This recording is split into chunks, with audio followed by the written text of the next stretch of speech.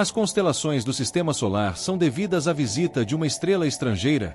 As últimas descobertas sugerem que bilhões de anos atrás, um hóspede estelar voou tão perto do nosso sistema doméstico que mudou as trajetórias de milhares e milhares de pequenos corpos celestes. E possivelmente alguns deles foram arrancados de suas órbitas transnetunianas e arremessados para o interior do Sistema Solar, onde foram finalmente capturados pelos grandes gigantes gasosos como luas.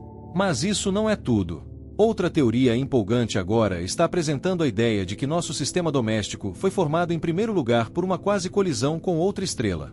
Mercúrio, Vênus, Terra, Marte, Júpiter, Saturno, Urano, Netuno. Sim, e depois? Quando pensamos em nosso sistema solar, frequentemente assumimos que ele termina no planeta mais externo conhecido e, portanto, em Netuno. Mas, na verdade, essa ideia não corresponde à realidade astronômica, porque, de fato, muito além da órbita de Netuno, existem duas áreas igualmente remotas e extensas, o cinturão de Kuiper e a nuvem de Oort, que são consideradas os locais de origem dos cometas. E Suzanne Fausner, do Centro de Pesquisa ULIC, sabe que isso não é de forma alguma uma coleção esparsa de detritos cósmicos. Pelo contrário, vários milhares desses objetos transnetunianos já foram descobertos. Mas de tempos em tempos, o conhecimento também é ligado a um mistério de nível mais alto. E assim acontece que as órbitas excêntricas desses objetos, que são inclinadas em relação ao plano planetário, são há muito tempo um mistério não resolvido. Felizmente, agora temos a tecnologia para resolver os mistérios não resolvidos do nosso tempo digitalmente. Mais especificamente, Pausner e seus colegas da Universidade de Leiden, na Holanda, realizaram mais de 3.000 simulações de computador para descobrir a causa das órbitas incomuns e descobrir se as estranhas características orbitais dos objetos transnetunianos poderiam ser rastreadas até a influência de outra estrela. E eles foram bem sucedidos. O ponto principal para os astrofísicos era que um único sobrevoo próximo de um visitante estelar é de fato capaz de explicar as órbitas estranhamente inclinadas e excêntricas dos corpos celestes transnetunianos.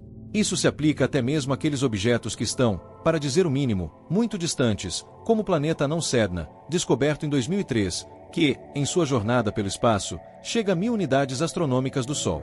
Só para recapitular, uma unidade astronômica é a distância média entre o Sol e a Terra, ou cerca de 150 milhões de quilômetros. E o fundo daqueles objetos que se movem em órbitas quase perpendiculares às órbitas planetárias também pode ser plausivelmente explicado com a ajuda de uma passagem próxima de uma estrela. No entanto, o mesmo se aplica aos corpos celestes 2008 KV-42 e 2011 KT-19, que viraram manchetes astronômicas após sua descoberta porque se movem na direção oposta aos planetas mais próximos do Sol do que a Voyager. Mas como exatamente a passagem da estrela aconteceu bilhões de anos atrás? E como era o corpo celeste correspondente? Bem, a esse respeito, Fausner afirma que a natureza do atual sistema solar externo pode ser melhor explicada pelo sobrevoo de uma estrela com uma massa de cerca de 0,8 massas solares. Além disso, a simulação mostrou que a estrela passou em um ângulo de cerca de 70 graus em relação ao plano planetário e a uma distância do Sol de cerca de 16,5 bilhões de quilômetros. Ou, para colocar de outra forma, o estranho radiante estava mais perto do Sol do que as duas sondas Voyager estão agora. De fato, as Voyager 1 e 2 já se moveram para 24,65 e 20,61 bilhões de quilômetros de distância da nossa estrela hospedeira. E como é bem sabido, eles estão atualmente explorando o misterioso mundo do espaço interestelar. Este fato é ainda mais notável quando consideramos que as sondas gêmeas, que são idênticas em construção, na verdade só partiram para o espaço em 1977 para estudar os membros externos do nosso sistema planetário. E enquanto faziam isso, também deveriam adicionar inúmeras novas luas aos mapas estelares nos reinos dos planetas gasosos. E agora sabemos que Júpiter, Saturno e companhia são às vezes acompanhados por luas que não poderiam ser mais estranhas. Basicamente, os especialistas assumem que a lua da nossa Terra e muitas outras luas foram formadas junto com seus planetas. Por esta razão, eles também orbitam seus pontos fixos planetários prograde, o que significa nada mais do que seguir a direção de rotação de seu planeta. No entanto, isso não se aplica a todos os satélites naturais. Júpiter e Saturno são acompanhados por um número surpreendentemente grande de luas que se comportam irregularmente e orbitam seus planetas retrógrados, ou em outras palavras, para trás, se preferir.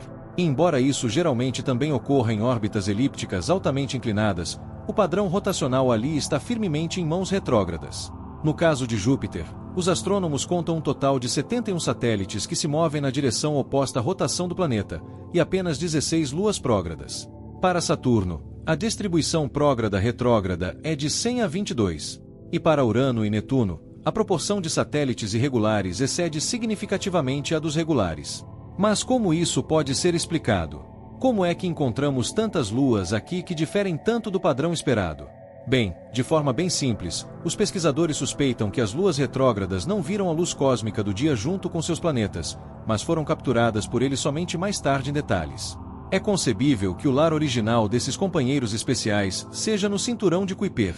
Por outro lado, no entanto, isso também significa que algo deve ter feito com que os corpos celestes perdessem seu status de objetos transnetunianos e se tornassem luas em vez disso.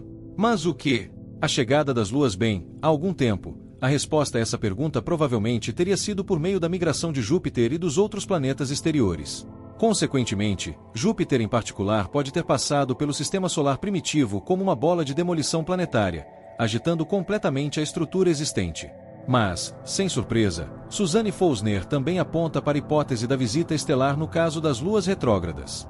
Por um lado, está na natureza das coisas que um corpo celeste com 0,8 massas solares teria desencadeado uma enorme turbulência gravitacional. E, por outro lado, essa suposição também coincide com os resultados das simulações de computador. Em princípio, o caos estelar pode ter catapultado a maioria dos objetos na região externa do sistema solar ainda mais para fora, ou mesmo completamente para fora do nosso mundo natal. E ainda assim o modelo também mostrou que 7,2% dos objetos transnetunianos foram catapultados para dentro. Em detalhes, estamos falando aqui de até 10 milhões de objetos de 100 km de tamanho, ou até 10 mil objetos maiores que 1000 km. E o ponto principal é que é possível que alguns desses objetos tenham sido capturados gravitacionalmente pelos poderosos planetas gasosos e capturados como luas.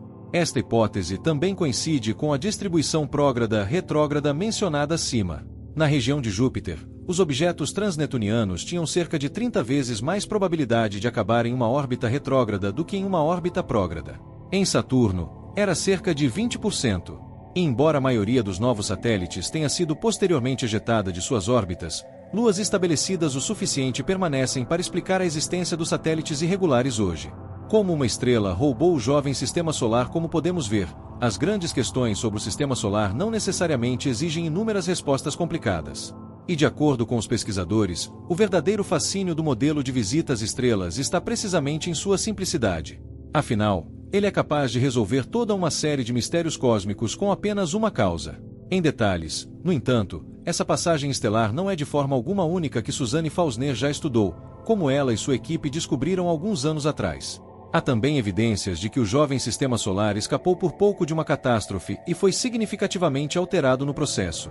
Mais de 4 bilhões de anos atrás, uma estrela com massa entre 0,5 e acredita-se que uma massa solar tenha passado pela borda externa da nebulosa solar. Acredita-se que o corpo celeste brilhante tenha se aproximado do nosso jovem Sol a 100 unidades astronômicas, cerca de 3 vezes a distância entre Netuno e o Sol.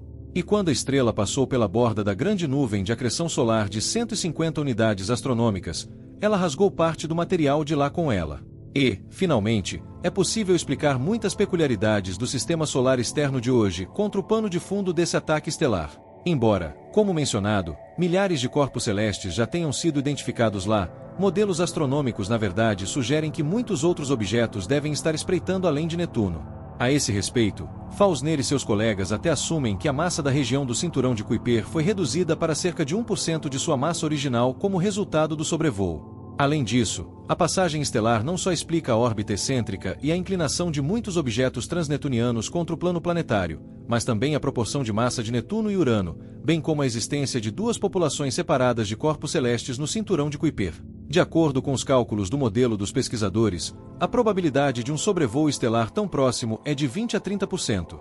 E, aparentemente, apenas um corpo celeste é suficiente para explicar as características do sistema solar, de órbitas estranhas a luas retrógradas e prógradas. E embora tenhamos discutido os termos prograde e retrógrado em detalhes hoje, degrade infelizmente foi um tanto negligenciado. Mas se você acabou de se divertir com nosso vídeo, você definitivamente deveria clicar no botão curtir e se inscrever agora. Por favor, torne-se parte da nossa comunidade para se manter atualizado de agora em diante. Vejo você em breve.